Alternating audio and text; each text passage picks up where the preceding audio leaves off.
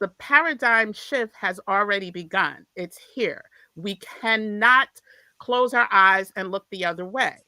But the good news is we can triumph through everything that's going on. And we're going to talk about that.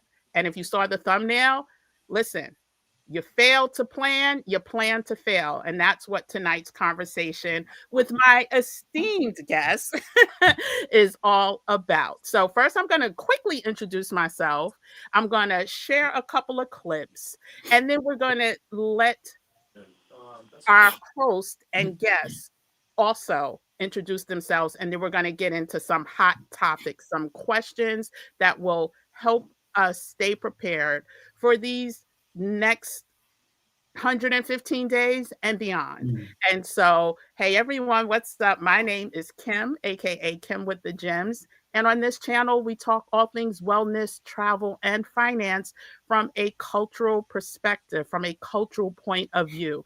And for those of you that are part of the Gem Nation, listen, all you got to do is hit that subscribe button and you're part of the Gem Nation. But for all of you that have been rocking with me since 2024, know that we have been building community for what is to come.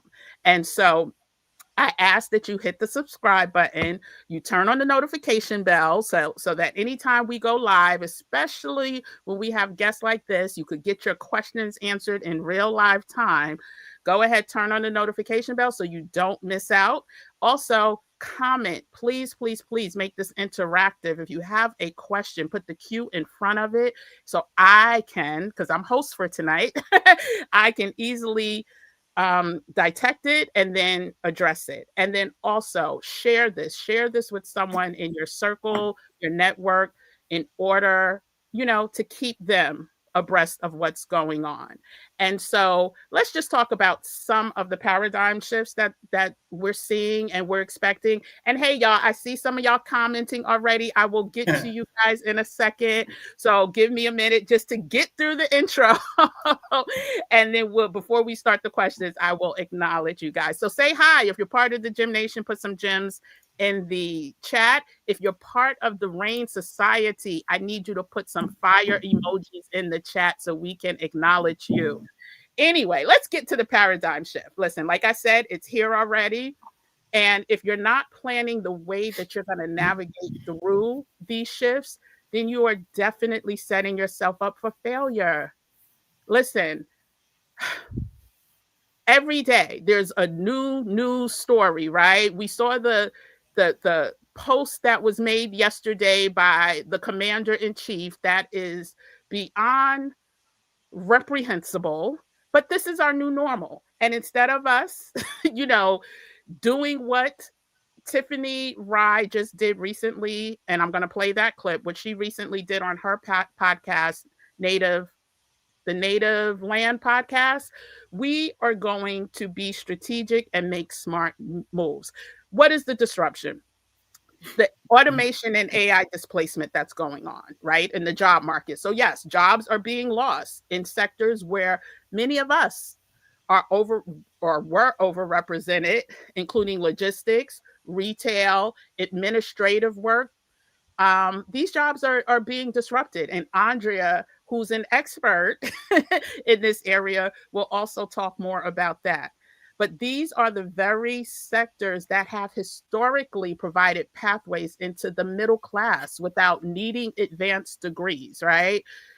Oh, goodness, including the federal government. So these are areas that are being disrupted in ways that will definitely affect us. But we're going to plan. We're planning for this, right? We're planning for this to make sure that we stay ready. As you know, we like to stay here. The digital economy expansion is here, y'all. Y'all could bury your hands in the sand. You could say, I'm not using this stuff. I don't like this stuff. They're spying on me. But guess what? This economy is going to move forward with or without you. And in order for us to use these tools ethically and understand what is happening ethically, we need to stay on top of what is happening, right? So, and not only stay on top of it, but also how can we benefit from it? So there's everything from freelance to creative economies that are going to be booming, and we need to boom right along with it. And so we're going to talk more about that. We're talking about wealth, not just wages, right? We talked about the disruption. We talked about the digital economy expansion. Now we're talking about growing wealth under these circumstances, right? And so the shift is literally going away from the full-time employment, work for 30 years, retire, towards ownership. And included in that ownership, that includes all types of assets, including data, networks, media, independent media, all of the things. And so we're going to talk more about that. Education. Child, we already know. Like, that is unfortunately a place that, or an area, or a niche that is going to affect our children the hardest, the changes that are happening. And so who's teaching your children, right? Who do you want teaching your children? Because there's a lot of teachers out there that wish they didn't have to teach your children. And so we talked about that last week, right? I think it was last week I did a live, and the oaths that now have to be taken in certain states to pledge your allegiance, so to speak, to this country, and making sure that you don't teach anything that the administration does not want to be taught, i.e., Black history. So yeah, and healthcare changes, policing, both domestically and abroad. We're going to talk about all of that. So let me go ahead and get into one of the clips that I want to show. And hopefully, let me see if I could share this screen with no problems. I'm gonna try to speed up the audio so that we get through it faster. But this is the video that I want us to, let me do this again. The video that I want us to start with, because I think Tiffany expresses how many of us are feeling, right?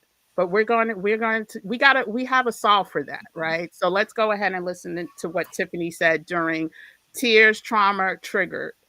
And this was a podcast that they did, I want to say a week or two ago. So let's take a listen. Let me know if you guys can't hear it.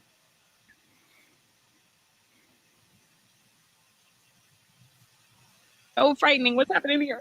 And to see that man, it just feels like it's not a matter of if, but when. That is going to come for all of us. Okay, walking to the store yesterday. I got back from New York. Walking to the store yesterday, I saw two little Latino girls, and they were walking, and they were surrounded by agents. They weren't doing anything. They were just walking to the store, and four grown men were walking behind them. They looked like they were 13, 14. You change the speed. It's a Latino neighborhood, and it was flooded. Even plainclothes agents, they stand out. It's too fast, you said? Yeah, she's talking like. I was trying to get through it quicker. Hold on one second. And what I'm going to do, I'm going to start from the beginning since it was too fast. I'm also going to put the disclaimer up so that we protect ourselves here. But as you hear this, I do want to ask, does anyone relate to how Tiffany is feeling? So I'm going to replay it, but if you have a connection to what she's saying, please, please, please, please, please, please let us know. So I'm going to restart it. Hold on a second. First, let me change the speed. It was only at 1.5. I guess my ears have been trained to listen to 1.5. Frightening. Don't include my ugly cry because this is horrible, but it is so frightening what's happening here. And to see that man, it just feels like it's not a matter of if, but when.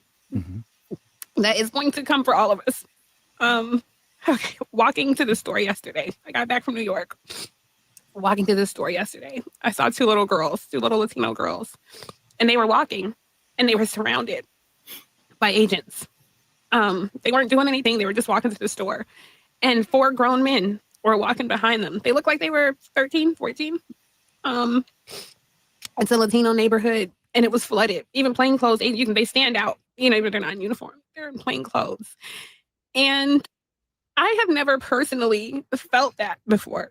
So I think about our ancestors, not even our ancestors, people who are still alive, what they went through in the 60s. It feels like we're going through that now. And there's a level of frustration for me. I did CNN this week, and this attorney, Arthur Aidala, was speaking about, but this makes things safer. And I was trying to explain to him, this makes who safer? Who are these people here to protect? And who are they there to protect the protected class from? People feel safer because they're not targeting white men. And so it's just frustrating because I don't know what to say or do to people who are waiting for this imaginary line. I was appalled at how many people I talked to in Atlanta, just random conversation, who were just like, oh, they ain't gonna do that shit in Atlanta. There's too many Black folks. I'm like, we ain't ready for the moment, y'all. Like, there ain't too many people who square up against the United States.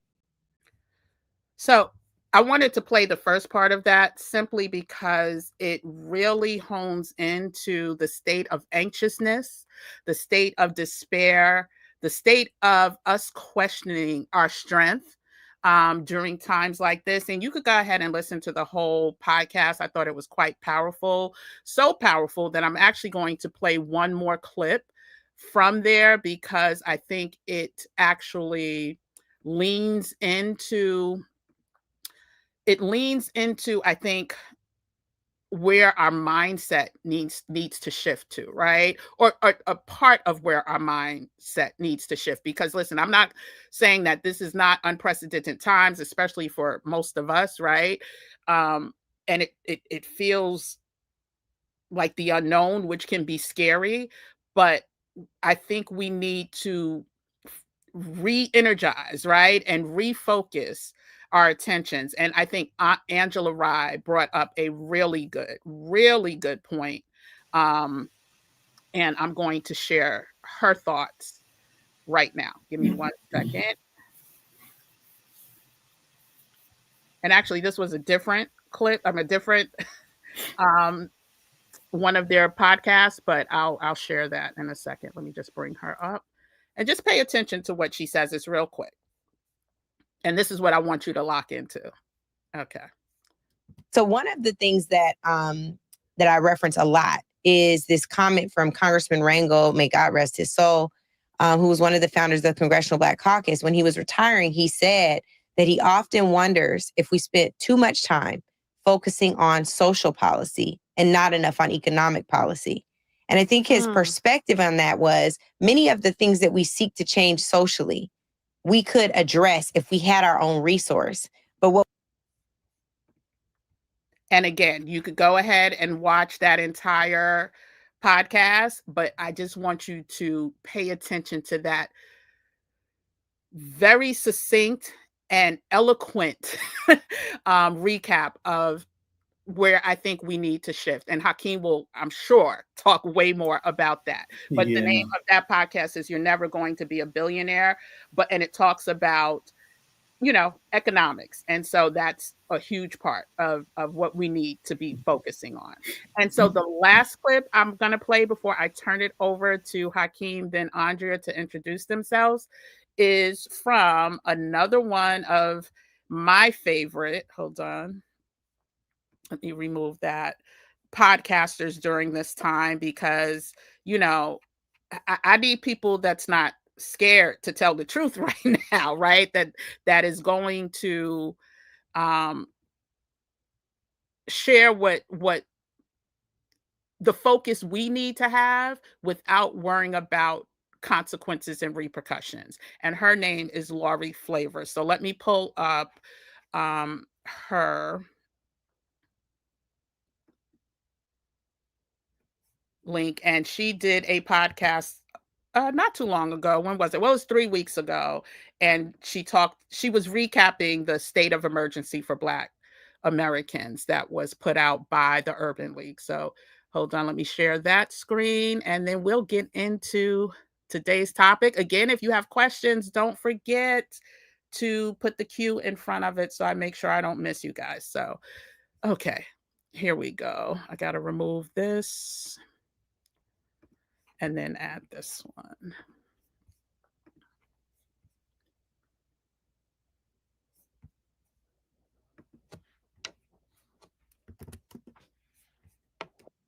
Oh no, sorry. Sometimes, my fingers move faster than my brain, and I was just pulling Andrea back. I'm not Andrea, Angela back up again. So give me 1 second. I put the wrong link. Okay, here we go. Share. And I'm not sure if you're familiar with her or not. If you're not, I highly advise you to become familiar, because I think she is going to, and she's also an attorney, so she's going to tell it like it is legally. Okay, can you see the screen? Perfect. Okay, let's get into Miss Lori. My question for us is, how are we preparing? How are we organizing? And I see somebody in the chat said we need to arm ourselves. Listen, I'm a fan of all the provisions of the Constitution, Second Amendment included, but arming ourselves ain't gonna feed us. Right? Arming ourselves isn't going to get us access to healthcare. We're going to have to create independent capacities for all of the things that we no longer provide for ourselves. We are going to have independent capacities to do that. So for those of you who are Black and in the medical field, I'm sure if you got a job right now, enjoy your job, baby. But in addition to that, I need you to be thinking about, what does it mean to build a parallel medical system for the provision of medical services for those of us who live in spaces where we're not going to have access to healthcare. For my legal community, keep your job, baby. I'm glad you got one. But what is it going to mean to create an independent and parallel system of justice when we can't call on the police ever again? What is that going to look like? For those of us who are in the education space, if you are a teacher, wonderful. You are faculty, fantastic. What is it going to look like to create a parallel system of education when our kids no longer get access to their colleges and universities, but you still technically have to have a collegiate or university background in order to get hired? Parallel systems are going to have to be created, because we are not going to have the capacity to be able to rely in any way on anything other than ourselves. And that's on that. So again, I just wanted to set the tone of what this conversation is going to be about. We are going to have to rely on ourselves, right? Nobody has a crystal ball. Nobody knows exactly what's going to happen. But if the movement of the past 8 months by this administration is any indication, we need to prepare. We need to plan. And that's what today's topic is about. And so I'm going to turn it over to Hakeem. You're on mute, to introduce yourself. And then from Hakeem, we'll go to Andrea, and then we'll say hi to a few people. Good evening, everyone. It's good to be back with everyone this evening. We're just a couple days before we launch. So if you're on the fence, please get off the fence, move forward. If you already signed up, we're thankful. We're grateful. It's going to be impactful. It's going to be life-changing. We literally hope that each time you join one of the classes, you're going to learn something that you can apply that day immediately, where you can bring forth change in your life, not in the by and by, but in the right here and now. So I'm Hakeem J. Webb. I'm founder, CEO of NCFA. Most of you know me. If you don't, certainly go to our website, www.ncfainc.org. I don't want to take up a whole lot of time in my bio. I've shared that plenty of times. I'm one of the first Black Americans to put a independent wealth management office on Wall Street, 30 plus year veteran, and we're disrupting the current financial structure of capitalism now using an Abrahamic model, which I call equity-based finance. Andrea.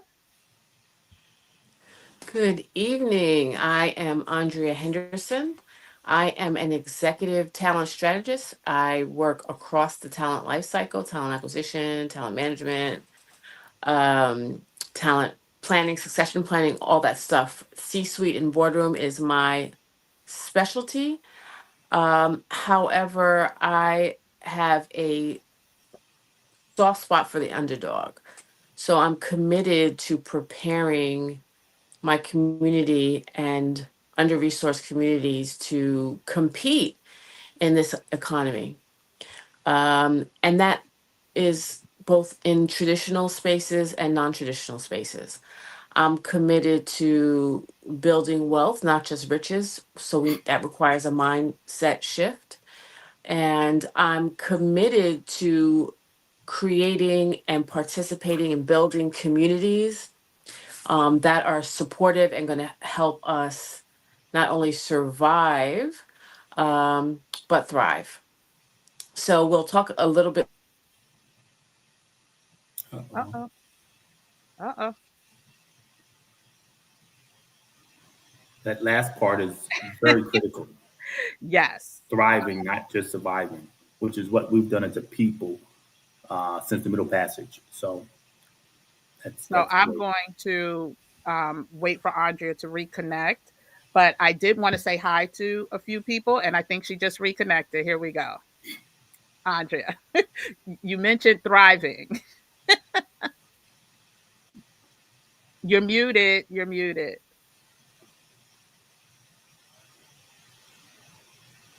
Can't hear you.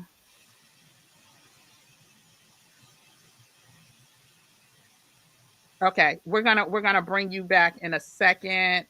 But let's say hi to some people, and then we'll get started. Hey, Moni, welcome. Good to see you back in the building. Hey, Just One. I noticed you didn't call yourself out, so I'm going to call. Just One is one of the founding RAIN members. Welcome, welcome, welcome. Hey, Cheryl, PhD. Good to see you back in the building. Our moderator, Christine, with the wrench, is here. Good to see you. Let me see. Hi, New Beginnings. Good to see you. Again, I love that name. Love that name. And hey, Jan, good to see you. Good to see you as well. Um, New Beginnings says seeking applicable strategies through honest and sound guidance on a pathway to thriving. Thank you, Kim and presenters. Absolutely. This is, this is what we're here for. This is our calling. This is necessary. And so let me just test Andrea's mic before we get into the Q&A. Andrea, can't hear you. Cannot hear you. You're going to come back. Okay. So the purpose of tonight is really a call to action. As we heard from the 3 clips, this is our new normal, y'all. This is our new normal, and it's time to really start planning for it. And as we wait for Andrea to come in, I'm not going to hold this up. Oh, hey, Creative Flavors. Good to see you in the building. I am going to start off the questions with Hakeem and basically get his point of view. First, you know what? Let me just ask you your point of view from the clips that we just saw. And then we'll get into the questions. Hopefully, Andrea will be back. Absolutely. Again, good to be on here. And I'm going to start from the last one. And most of the things that was said, I've had personal experience with everything I'm going to say. This is not from a theory.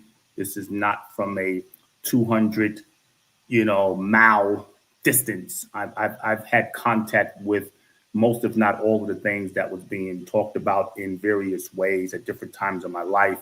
So I'll start it from the last, the late great Congressman Rangel, a mentor. My mother helped on his early campaigns and latter campaigns, mentored me, and I was young, listening to many of them. And at that point in time, that helped formulate my ideas of, what I put into action to present. And, I used to share with them then we're spending too much time on social issues. We should move into economic issues. And so it was nice to know he moved that way to the latter part. But if you watch the rest of that podcast, Andrew rather, made reference to we don't want people to the tail end of Trump's administration coming out with some statements, if you will, later and try to re-civilize themselves into society. And we tend to do that. We have these politicians and talking heads treat us this way all the time. They come to us for votes, and then they get in positions of power, and they don't really maximize those positions of power. And not just my opinion, there's evidence. We see the evidence of it. John Lewis spoke about that before he passed, that perhaps we should have taken a different approach, and we're worse off, he said, than we were when it was fighting civil rights. And if there's anyone that can speak to that, he's certain, because he almost lost his life. So, you got to believe him when he makes that statement. To the fair, and Tiffany, I mean, I love her. She's great. That's her truth. There's many people who have similar truth about being fair, given what's going on with the current administration. I'm just not in that camp. I'm just not in that camp of being fearful. I personally look at this as one of the greatest times and opportunities that we have as a people, in those who are standing on the right side of humanity, in addition to us as Black people. This is great times. We can do things that we probably would not have been able to do, or would have taken another 100 years. It can happen within this short time. And I think he's going to help speed it up, Trump, that is. And then by the time he gets to next year, third year, the fourth year, I think many of us would be aggressively, I think citizens would be aggressive. Take, for example, now in on this, and come back in after Andre and others. I've never been a believer in the Constitution. I know the Constitution. I believe in parts of the Constitution. I never understood why we didn't try to change the Constitution, because it wasn't meant for us. It was never meant for us. And so we're trying to adhere to a Constitution that time and time again, they show us over and over, it really wasn't meant for us. We should have done like South Africa and other countries, and we should do it now. We should be fighting for it now, that at some point we need to restructure the entire Constitution, given the current constructs of the citizenry in the United States of America versus what it was when the founding fathers, who were slave owners and came here with ill intent. I don't want that paper, so to speak. So I'll leave it with that and come back on some other things.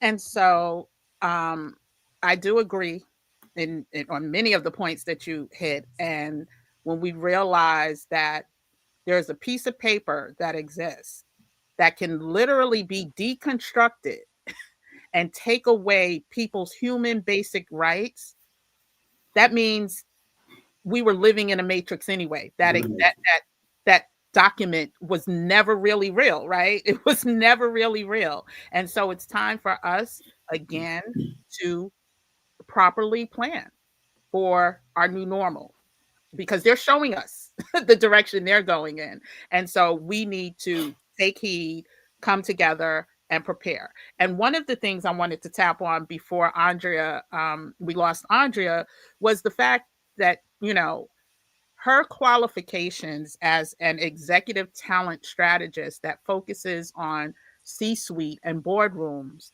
is such an asset to have during these times when things are changing as rapidly as they're changing, because she's seeing things way before I'm seeing things. I don't know about Hakeem. Hakeem may be seeing some things too, because he's dealing with people's money, right? In boards. Huh? In boards. In boards, yes, exactly. And corporations. And so, but the average person in real time is not seeing how expedited these changes are happening, that these displacements, especially as it relates to us, are coming down the pike. And so I just wanted to acknowledge, because she got cut off before I had a chance to do that, the asset, the value that Andrea brings to this conversation, as we let her jump in on the conversation. Testing, 1, 2. Oh, there you go. Yes, hopefully you can hear me now. Sorry about that. So it's interesting. So I believe that there's a pathway to thriving. I believe that even though the United States was not set up with us in mind, we can find a way to write ourselves in and make it more inclusive if we have the ability and the will to fight collectively. It can't be one person. One person, it won't happen with one person. And I think the difference now, I had this conversation recently, than before, is we need more people who are willing to sacrifice their social status, their economic security, life and limb. Because when people were fighting for rights before, that's what was on the line. And they were willing to put that on the line. And I haven't seen a lot of people step up like that recently. So that being said, yes, I do get to see the decisions, the conversations that are happening in boardrooms, and the implications for the rank and file and how things will trickle down. Um, and so, it's important to pay attention to the signs and have multiple routes, right? Don't get wedded to how you get there. You have a goal, you have a destination. Don't get married to how you get there. If you have to take two lefts and a right, or you have to Right. take two rights and a left, as long as you get there, that's the most important thing. That's correct. I love that. Being nimble, right? Being nimble and being ready to react and act. And so that's going to lead me into the first set of questions. We're going to try to get through these as quick as possible, but as effective as possible. Number one, we're going to talk about your professional and personal perspectives. We kind of touched on it, on what you're seeing at the executive level, but from both of you, and whoever wants to go first can go first. But from your vantage point, what are the biggest financial or emotional shocks right now happening that you see our community bracing for? You want to take the lead, Hakeem? I'm okay to let you take the lead. Okay. I'll flip a coin the Well, next time. Go ahead. And before you go, can I also ask you, for those who are watching, listening, talk a little bit more about your expertise in a C-suite boardroom? That's critical. I'm not sure if everybody knows what that entails. oh yeah. So I'm an executive recruiter, so I help companies identify board members and C-suite members. I help assess people's for selection for those roles, Mhm. and let's just say that sometimes people come to me for guidance on how to navigate. Mhm. That's my primary role. And what I'm hearing in terms of uh, shocks is really disruption to income. It is the shock of sort of inflation and interest rates and Mhm. loss of buying power. It is the shock of the increasing expense and decreasing quality of healthcare, especially for Black women. And make no mistake, there's tons of data that says Black women are the most vulnerable population. There are other populations that are vulnerable, but you know, doesn't matter. It doesn't even matter whether how educated you are, how much money you have, what neighborhood you live in. You're still orders of magnitude more likely to die in childbirth than anybody else. Um, and why is that? There's a couple of reasons. Um, so people are concerned about maintaining their lifestyle, being able to provide. The American dream is um, to advance from generation to generation. So we want better for our kids and to provide what we um, dreamed of to our kids. And so that is being threatened because it looks like the generations are being more challenged. Um, and in terms of wages, there's really a shift going on. There's a major shift going on. And, you'll hear some people talking about, yeah, there's hiring going on. But at the same time, people are losing jobs. That's because just like the Industrial Revolution, the skill sets that are required now are changing. So there's a big reskilling opportunity and effort going on. So those are the things that I'm seeing and hearing and concerned about myself. And I echo that. And it's it's really an unfortunate cycle. And most people who deal with economics, deal with social issues, civil issues, financial issues. In fact, there's indicators at the economic level that speaks to us. There's an indicator for us that because most people understand when the economy begins to shift, it normally impacts Black Americans first. Unemployment rates go up higher for Black Americans, stay higher for Black Americans throughout economic cycles. And then when economies actually move forward again, they're the last to get brought back on at employment, and that impacts you across the board. So you almost never really get to amass wealth, retain wealth, pass that wealth on because you get hit the hardest. One, you're already earning less. The Black women earn less than everyone. Black men right behind. And so you're always earning less and having to deal with everything that everybody else is dealing with from an expense standpoint. So that impacts Black women drastically. She earns less, which means she can't contribute more into her 401k. Then she goes out for when she's pregnant. She's going to go out. She's normally the first caregiver in case like that. So she's coming out of the system more frequent than others, which is impacting her ability to save and invest for the future. And yet she's going to live longer than most Black men and others. So it's just a vicious cycle. And so, we've tried to address this economic and social cycle from policies.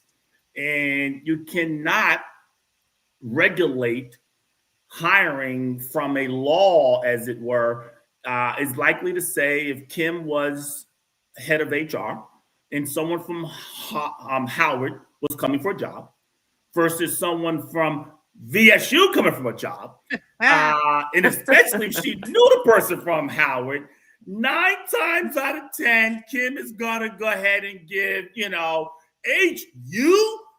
the job. You know, She's like,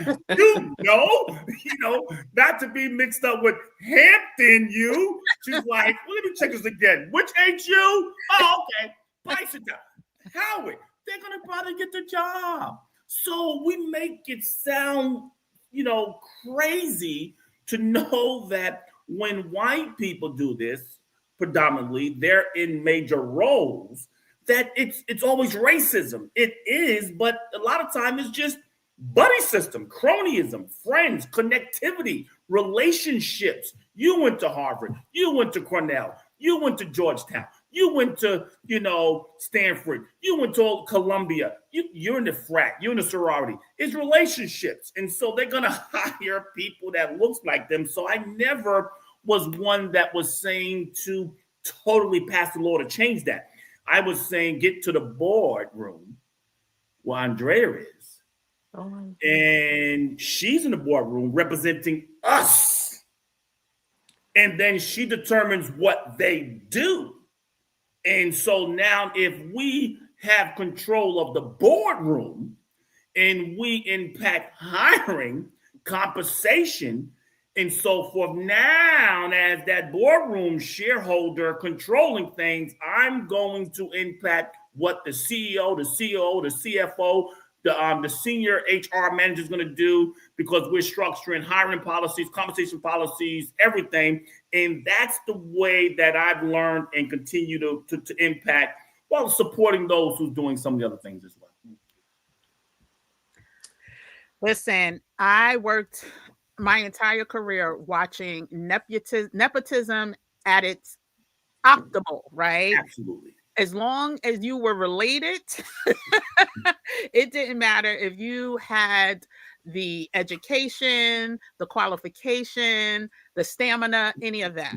you were going to get hired and stay hired as long as that system existed. And so again, that's basically a rite of passage in this country, and I'm pretty sure most parts of the world. And so I appreciate you bringing that up, and knowing that it's real. And so let's move on, because we could get caught on these questions, and y'all every time y'all answer, I think of more questions I want to ask, but we're just going to stick to the script today.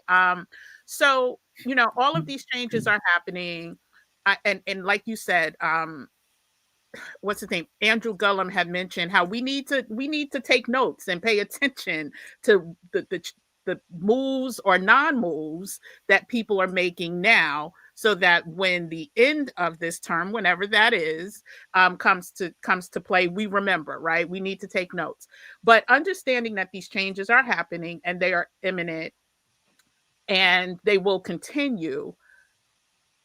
And some of us feel, and when I say us, I mean people of color, are feeling so blindsided because it's a target. A lot of us have a target.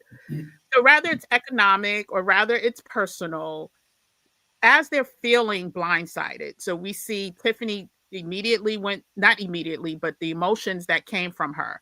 What would be your recommendations? And let's try to keep it to 60 seconds each. What would be your recommendations on the first thing that they should do as they are feeling these feelings based on what is actually happening to us? And I'll let you go first, Hakeem. Feelings are real. I think you have to be true to your feelings. I typically never suggest anything contrary to a person's feelings because I can't change those feelings per se. So I normally listen, hear, respect their truth as they share their feelings, and just respect it. Now, your thoughts, your ideas, your opinions, I can change or attempt to change. And if I do that, hopefully it will move your feelings at some point in time. So, I stay away from feelings, especially, my years of counseling. You just respect people's feelings. You hear them, you acknowledge it, you try to see if it lines up reality. If it does, you absolutely respect it. If it's their base reality, not the reality, you got a lot of work to do.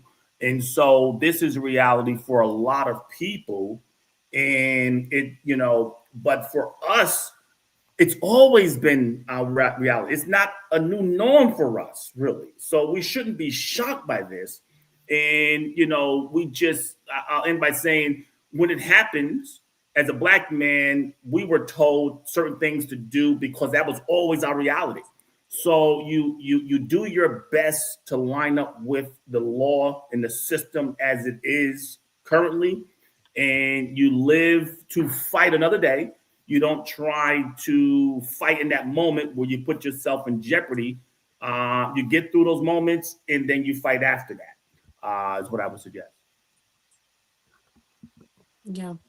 Yeah, and I would say that our nervous systems are being assaulted daily, and that has real physical implications. So feel the feelings, but you have to create rituals to take care of yourself. It can't be one off, it can't be when it fits in. It has to be uh programmatic and ritualized. So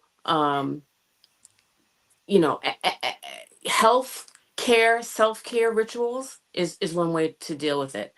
um Community is another way to deal with it, and it sounds corny and kumbaya, come give me a hug, but the reality is if you acknowledge the feelings and Mm-hmm. share the feelings in a safe community, that's where you can get real solutions and develop strategy. So the feelings and the fear and the angst doesn't paralyze you.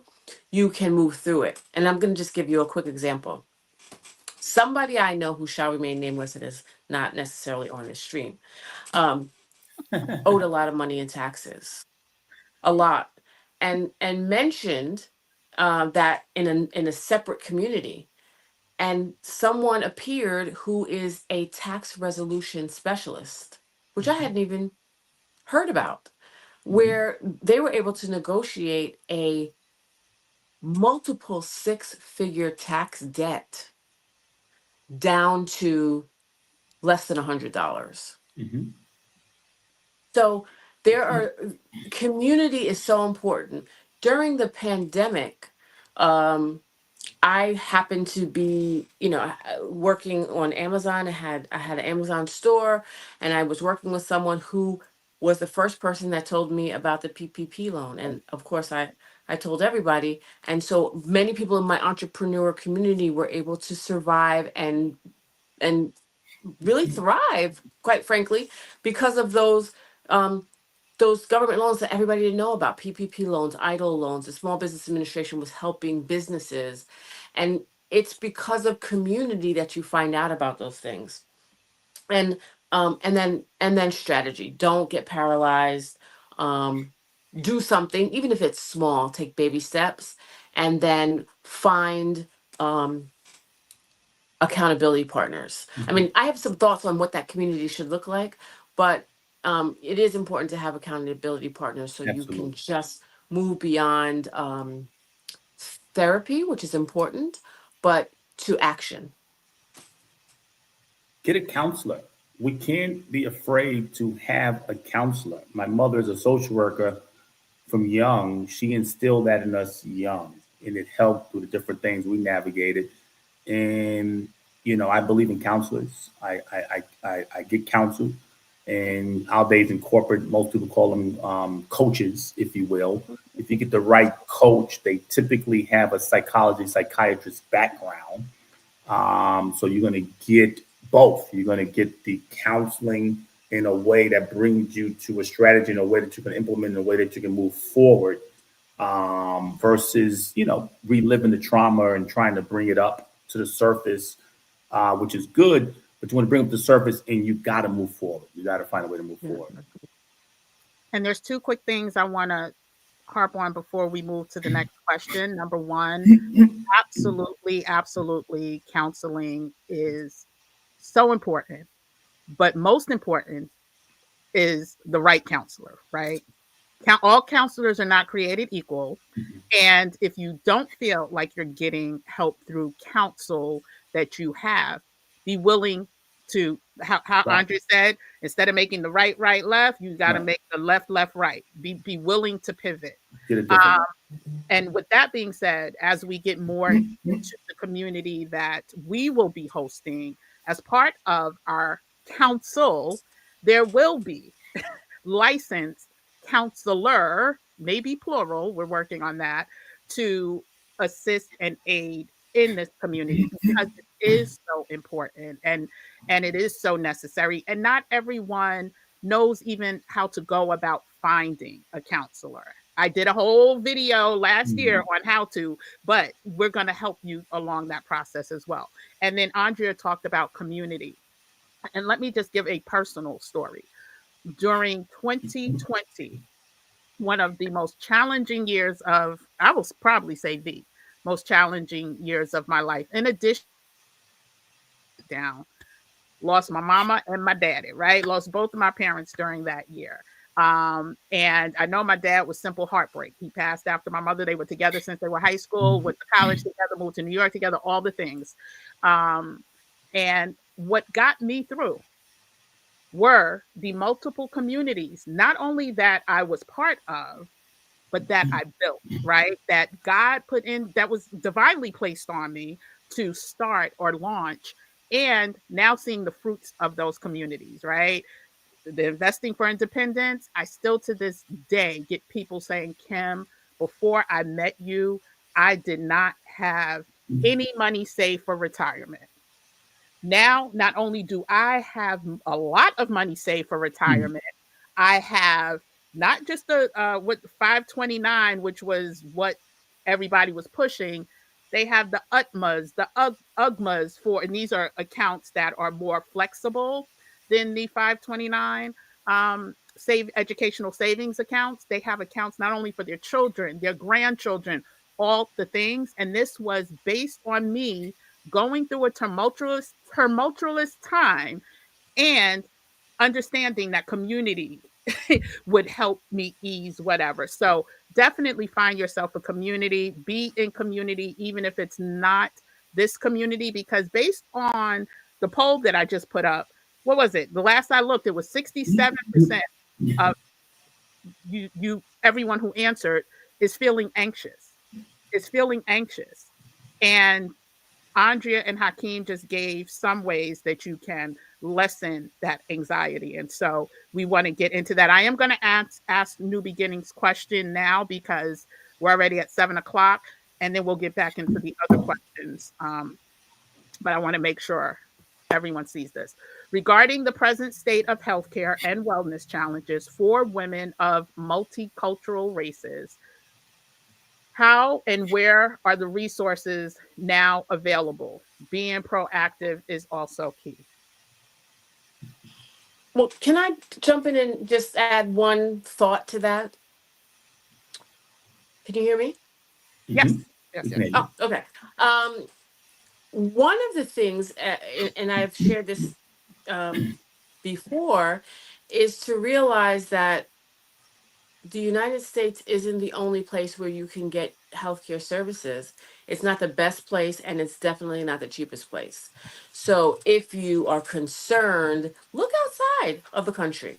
I myself had an experience where I went outside of the country. I went to Turkey to get major dental work. I know people that have gone to Mexico, to Costa Rica, to Korea. I mean, there are lots of places in this world where you can get exceptional health care inexpensively. Don't be afraid of that. Thank you for sharing that, Andrea. And thank you for asking that question, New Beginnings, because as someone who has residency in a whole nother country and has met many people who travel for medical tourism, the price of healthcare in other countries are literally a fraction of the cost here. And we're talking quality healthcare. We're not talking about, you know, in the back room of a basement, Right. type of healthcare. And so, as part of this society that we're also offering to everyone, the consultations that I usually do for moving abroad, and there's a $300 an hour fee for that, right? Well, you get two calls, but that will be one of the sessions that we host during the 5 week follow up after Hakeem. And so, because medical tourism is so, it's going to play a much larger role than it ever has before. And let me just give you an example really quick. I mentioned it in another video. I met a couple in 2018 in Thailand. They're an older senior couple, over 65. Met them. They every December go to Thailand because it is much less expensive, even with their Medicare or whatever they have, to get the whole shebang, right? They get the everything, the blood, the all the diagnostics, all the when they, do advance if you are more susceptible for this or that. And they put you up in a 5-star hotel that is connected to the facility for both of them. Now, I'm not saying this is cheap for everybody, but when you're talking to people, and this was 2018, so please understand that they paid $2,000, and that included the food, the breakfast, lunch, dinner. I think it was 4 or 5 days in the hotel, plus all of the testing. And so we have to open our minds to think about, like Audrey said, she went to Turkey. I've gone to Mexico because I'm a resident there, but I would highly recommend places in Mexico. So that is going to be part of the society that we are building, and also bringing in experts in that area.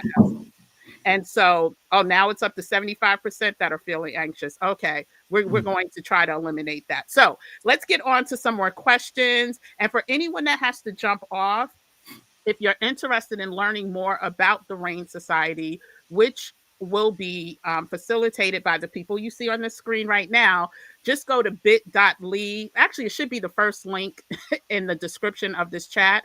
I will put it on the screen in a second, but it's bit.ly/RAIN Society for more information. The good news is that today today, only tonight or today, anyone that signs up will get 10% off.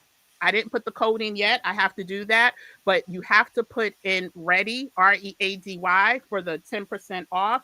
And then there is a giveaway for the first 2 people who sign up, and I'll share that in a minute. So let's get back to the questions, and then and if you have any questions, again, please put the Q or the QQQ, so I can see them and respond to them quicker. Okay, let me go ahead and go into practical tips for navigating uncertainty. What?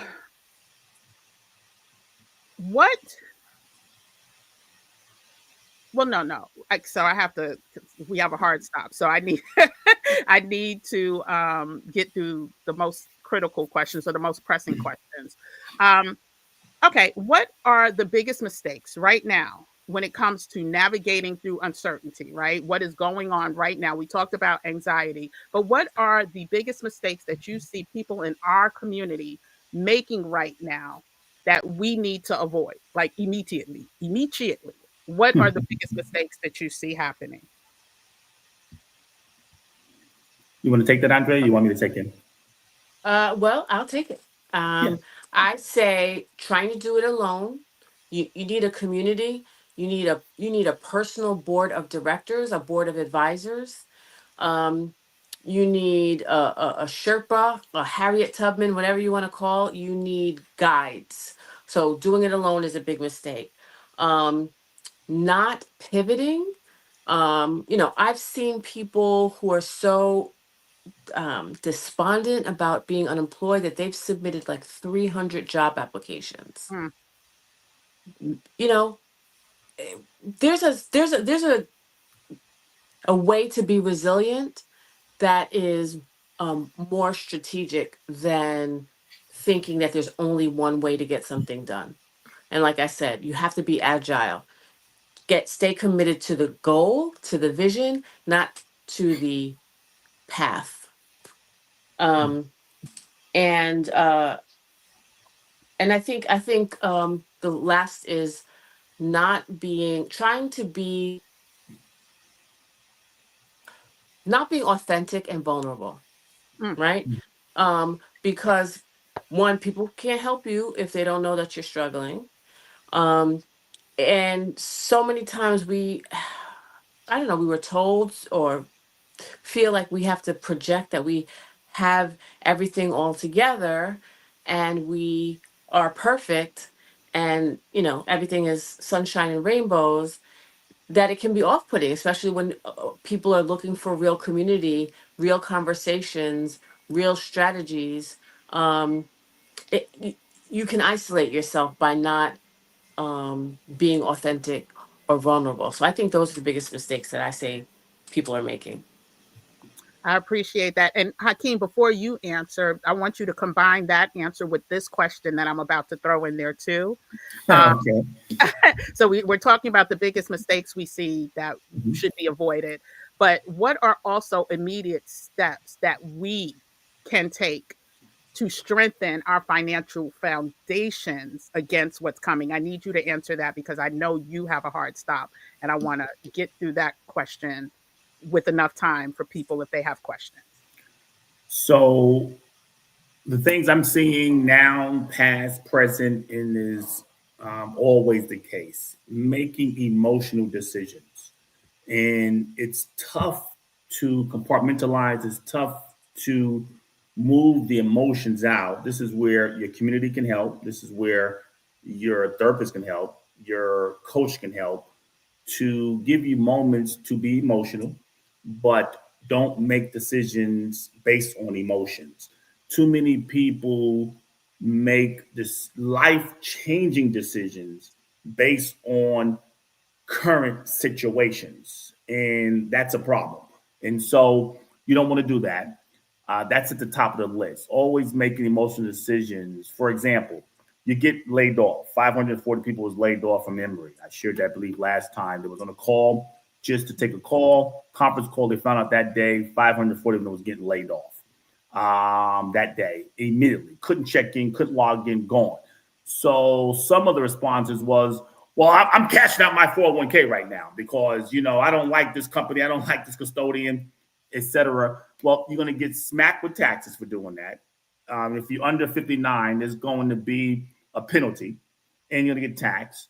And so that's going to hurt you in the long run. Then you're going to have a tax problem later on, and it's just going to keep trickling when you can do additional things to navigate through.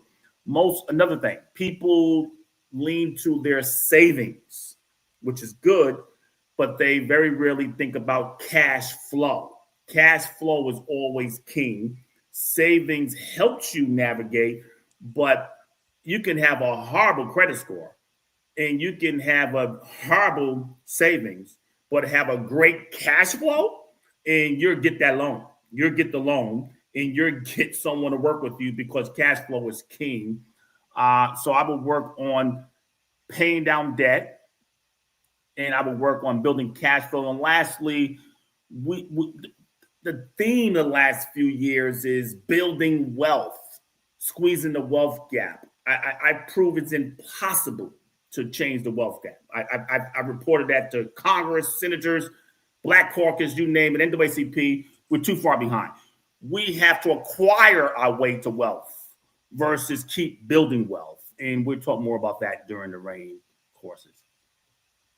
Love that.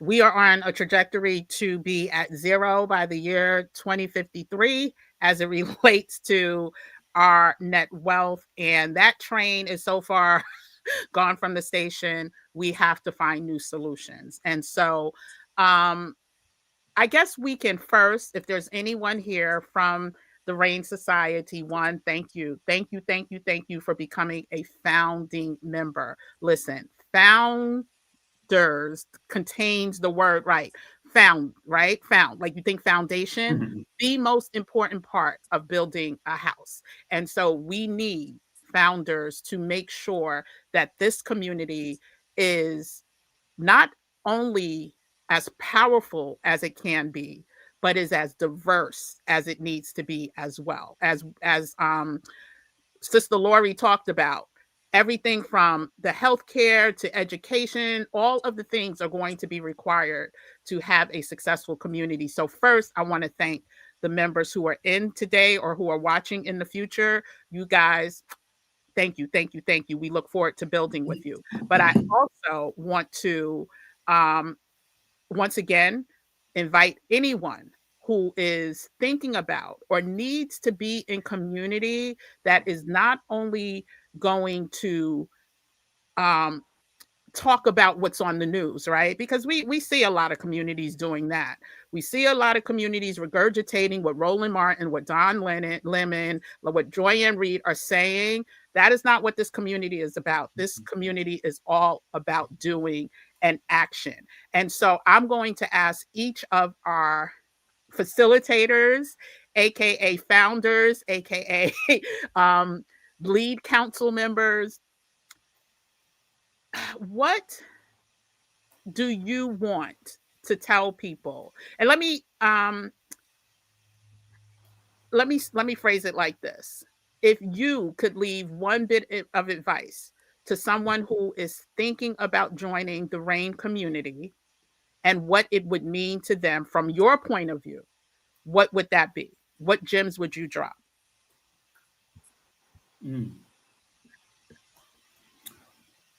I'll take that.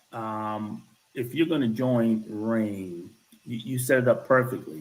This is not like any other community. At least I don't want it to be. And that's what I hope to bring to it, where we're talking the news, we're regurgitating the news, we're talking the problem, we're talking about old solutions to old problems, and believe that we've made progress, but yet there's much work that has to be done.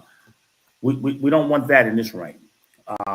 We want you to be able to come into it every day, input, and then come away with something that's going to change your life that day. You can put into practice immediately and have results. And a thought, we got to change the thought. We don't want to just accumulate wealth. We can acquire our way to wealth. And we want people to start thinking about acquiring their way to wealth. And my time is up. Yeah. Can I just add my 2 cents? Oh, Okay. yeah, absolutely. Okay. So if you don't have your health, then all the money in the world doesn't make a difference. If you have a lot of money, but you're the only one and your family is suffering, you're not going to be happy. If you are disconnected or isolated, you're not going to be happy. So I say make sure you join a community of people who are trying to go where you're trying to go, who are trying to do what you're trying to do. I keep thinking that back when Harriet Tubman was coming to take people to freedom, there were some people who were like, I don't feel like going to the fire, to the fire pit tonight with everybody, and they missed the memo that it was time to go. And if you're not tapped in, then you are missing information, right? Because the information that's flowing, you can't get it late. You can't wait for it to be on CNN. Because by that time everybody will know it, and it might be a little too late. So I just say, tap into some timely information source so that when it's time to pivot, you know how and where and when and with who, whether it's RAIN or another community. Just make sure that you're in the information flow, because that's really important. Can I add one other thing? Absolutely. This just hit me to remind me of other discussions I've had recently and over the decades. And it goes back to antiquity. So many people are driven by circumstances, situations. You want to be driven by a cause, not a circumstantial situation. And from a biblical context, when Goliath was tormenting Israel, 40 days, 40 nights, there was some that was driven by a situation. David came in and said, is there not a cause? And so the cause is finally to be free as a people, not just get rights, have them to apply those rights to us, reach political success. We've achieved a great many of things. But if we do have economic freedom as a collective in a community, then yes, we can solve many of our problems on our own, and we don't need others to do it. And I have a closing question, but I wanted to showcase for the first two people who sign up tonight, or the next two people who sign up will get their custom. For my OGs, y'all know I talk about keeping a to-go bag, right? Keeping a to-go bag. Well, this is the customized RAIN, Reclaim, Earn, Invest, Grow, and Navigate the RAIN Society to-go bag. It is actually a Nike Air Jordan. Wow. Retail value $110. Oh, wow. You put the logo on, we're gonna add another 100 to that. So it's $210 value. So we have two of these for the next two people who sign up. But I also want to quickly go over what you will get in addition for anyone who signs up. Everyone will get a to-go bag. This is the customized to-go bag that will be going out to our founding members this week. Sign up. You will have it has a zipper. It's another Air Jordan custom bag, has a nice little zipper. That's your to-go bag. But in addition to the merch, we are going to offer you. Hakeem will talk about what his sessions, really quickly, he will go over what his sessions are about. But I want to make sure you understand that after Hakeem's sessions for the first 5 weeks, you will also have access to a whole council of experts, starting with Andrea Henderson, right? Andrea Henderson, who I think we have a little bit more time with her, so we'll let her talk about. Do you have a hard stop too, Andrea, at 7:30 or no? No. Okay. So we'll talk about her offerings after Hakeem goes. Along with me, and like I said, there will be other experts that will bring in the next 5 weeks of top level information, the type of information that got me through during the 2020 situation. I am part of many a community, both paid and free. But what I do notice with the paid communities, we are more active. We are about that action. We get insider information. And before we let Hakeem talk about his first 5 weeks, I would love for you, Hakeem, to just talk about the power of community. We kind of talked about like what goes on in the Hamptons, what goes on Martha's Vineyard, all the things, but what we are going to bring in this digital space to our community, and then you can lead us into what you're going to redo. And so from a community standpoint, you mentioned some of the others. I have many of my clients who saw some of this out there and promoted in my network, and many of them who are paying clients for decades. And I manage anywhere from a couple hundred on pre-retirement dollars at employers to several millions or even institutions. And they immediately jumped on it. Hey, Hakeem, should we be a part of it? And they begin to ask me, what are they going to tell? They said, oh, you get that from us as our advisor today. And I said, this is true. So, you're going to receive what my paying clients pay a fee for on a quarterly and monthly basis to manage their assets, to gain access to myself and everything Wall Street through our firm. You're going to get this over not just the 5 weeks that I'm sharing, but throughout being in the society. And, you're going to be able to have things that most will want and be able to take action on it to, apply it to your situation, business, institution, corporation, individuals, families, etc., and do it at a high level. If I won't go through all of the bullets on what we do, I think we have a PDF on that, and it was mentioned for the sake of time. We're going to cover many things in the first 5 weeks. Let me correct you. It's not a PDF, but if you go to the link that you see going across the screen right now, you will find the details of the 5 weeks. The first week starting this Saturday. One-on-ones with Hakeem. That's correct. And that's going to be in that one-on-one, we're going to look at what you've done, what you're doing, and compare that to where you want to be. And then ultimately, I will evaluate it, I will assess it, and then give you a financial roadmap on how to get there. I'm not a wealth cop, a retirement cop, or an investment cop. So we're going to take the limits off. And what I mean by that, if you want to retire with 2,000, I'm going to say you need 10,000. If you're going to say something else, we're going to take the limits off. So there's no, restrictions on how much. It's based on what you want, personalize it, hyper personalize it. And the worst you're going to hear from me is, yes, you can achieve it. Instead of doing it in 2 years, you get 3. Instead of contributing $50 or $100 a month, we may need you to do $300 a month. So you're never going to hear, no, you can't achieve it. I'll show you how to get there. So again, what's scrolling across the screen right now is your way to sign up. I have taken the liberty and included the code READY for anyone who signs up tonight. Not only do you get 10% off, right? 10% off. This is for anyone listening tonight. Oops. You will also get the premium to go bag because, well,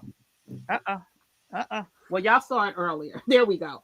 The premium to go bag, which also, if you carry a suitcase, it slides on your suitcase. You could put it on the handles of your suitcase. You get that. And you get all of the benefits of the founders, which we'll go over in a second. So if anyone has any questions, before Hakeem leaves, we have about 3 minutes with him. So if you have questions, go ahead and ask. New Beginning says, thank you, Brother Hakeem and Sister Henderson. Kim, you are so welcome. Thank you for being a part of this community, however you are part of this community, because we understand time is valuable. and the fact that you've been here since the beginning, an hour and 15 minutes, we appreciate you. So let me bring Andrea back up. Yeah, have a good one. Wait, well, let's just make sure. Give me 2 more minutes. I don't know if anyone has questions. Just give me 2 minutes because I just told them to ask a question. Just give me 2 minutes. Thank you. Okay, Andrea. Would you like to? I forgot my train of thought just then. I wanted to share quickly. So if no one has questions, this is your last 60 seconds to ask Hakeem. Andrea and I will be here for a few more minutes. We will go ahead. After I ask the question, if there's no one else that asks a question, Hakeem, we'll talk to you later. Again, his one-on-one start this Saturday. His calendar has already gone out. Anyone who signs up will get access to his calendar. This is a personal one-on-one. I'm not part of it. Andrea's not part of it. It's you and Hakeem. So Andrea, who has a wealth of expertise in quite a few areas, will also be delving into the AI disruption and how we can take advantage of it. And so we heard a lot about her personal expertise in the area of human resources, executive recruiting. But can you tell us a little bit, Andrea, about what you plan to share regarding artificial intelligence and how we should incorporate? Thank you, Hakeem. See you later. Okay, bye for now. Bye, Hakeem. Have a good evening. Thank you much. Yes. Bye for now. Thank you. Bye.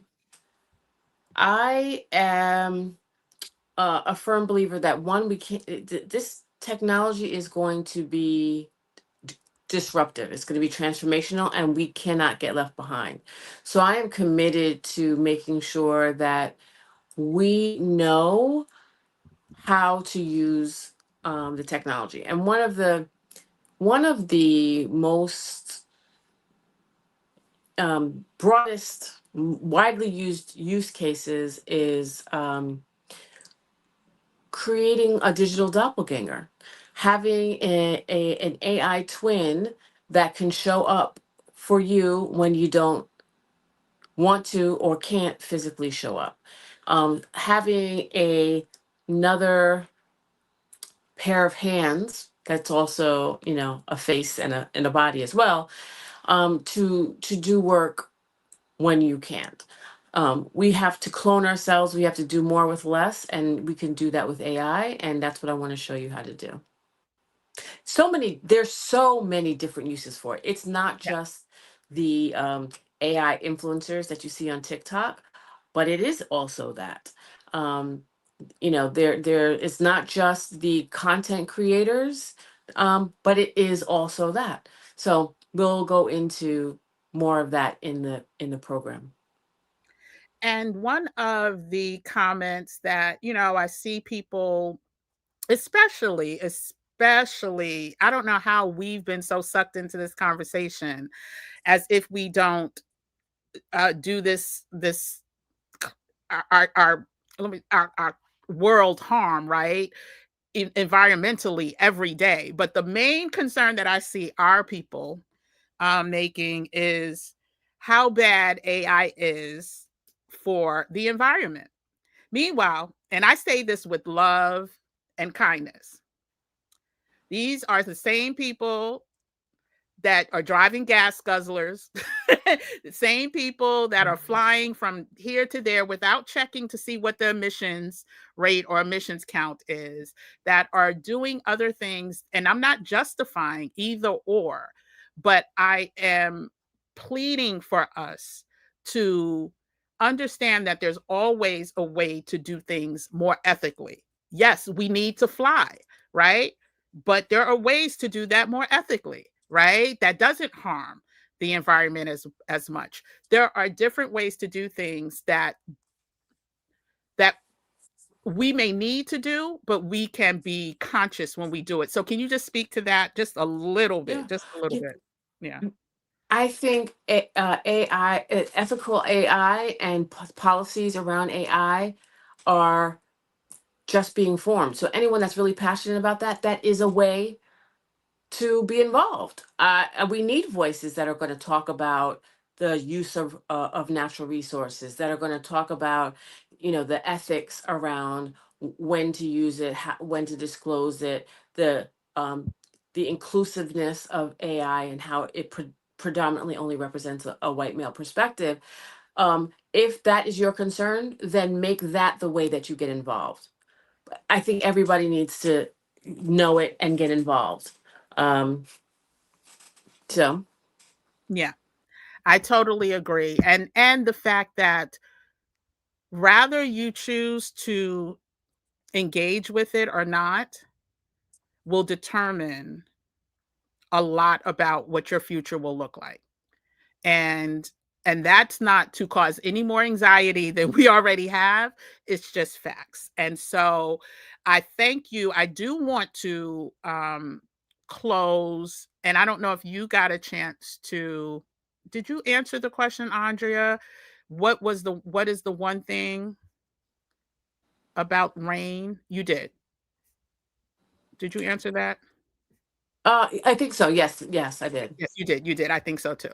So I really wanted to end by kind of just reiterating from a basic level what the Rain Society is and the reason why it is named Rain. I mean, the reason why it's called Rain goes much more in depth, and I don't think we have the time to go through it right now. But if you become a member, you will understand that, when you talk about freedom, you have to talk about sovereignty, right? When you talk about sovereignty, you have to talk about society.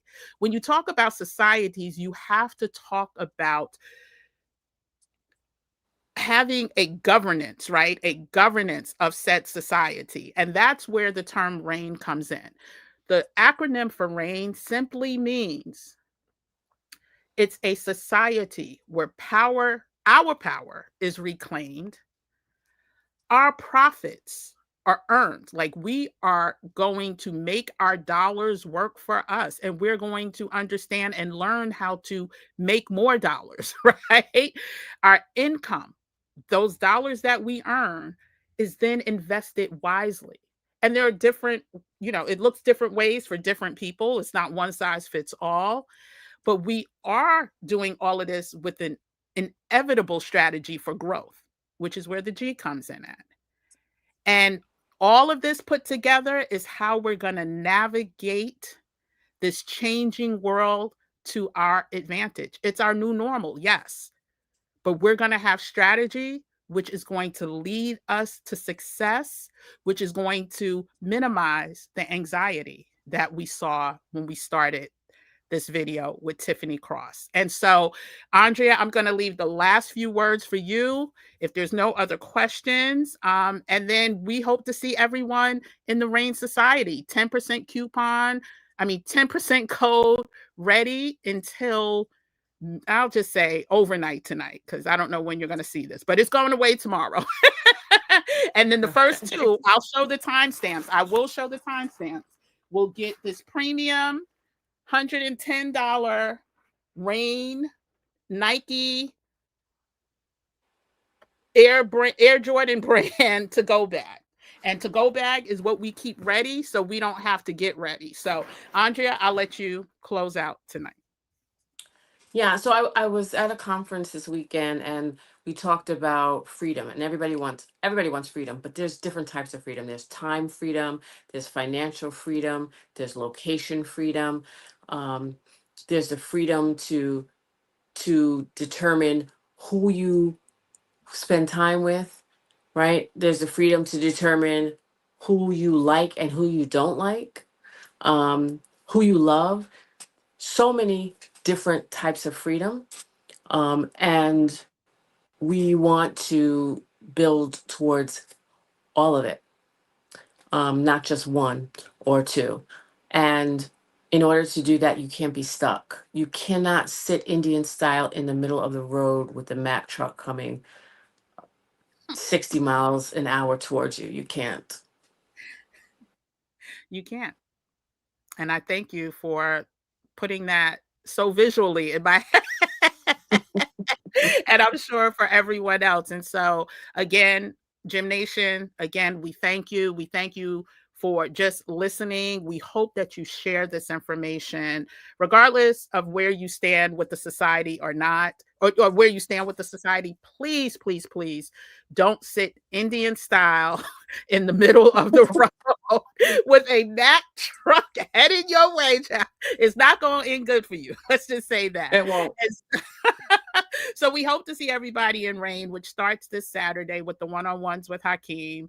And then you go into the live sessions. You can see more about the curriculum on the Rain page that you see scrolling at the bottom, and we'll see everyone in Rain. And then we'll see everyone. I will be back tomorrow evening with a what a week, because it has been a week. So we are going to cover the top news stories from the past week as it relates to us. So tomorrow evening, I want to say 9 p.m. Eastern Standard. I will see everyone then. Until then, have a good night. Hey, Cynthia, I see you just snuck in the building. Good to see you. I hope, and LJ and Shell was here. So I just want to shout them out too. They're in Ecuador right now. Nice. Oh, nice. Let's shout out Shell because she is part of the Rain Society. She was, I think, the first to sign up. So thank you, Shell. And we'll talk to you soon. Good night, everyone. Good night.